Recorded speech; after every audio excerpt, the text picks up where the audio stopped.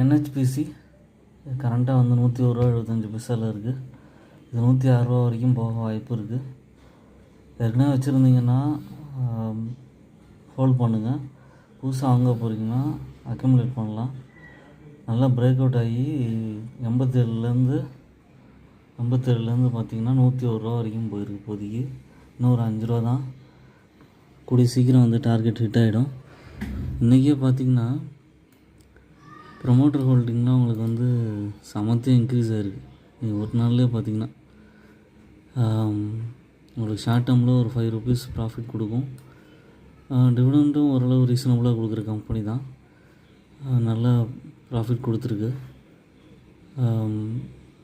ஒரு 60 rupeesல வாங்கியிருந்தீங்கன்னா இப்போ வந்து நல்ல பெனிஃபிட் கிடச்சிருக்கும்.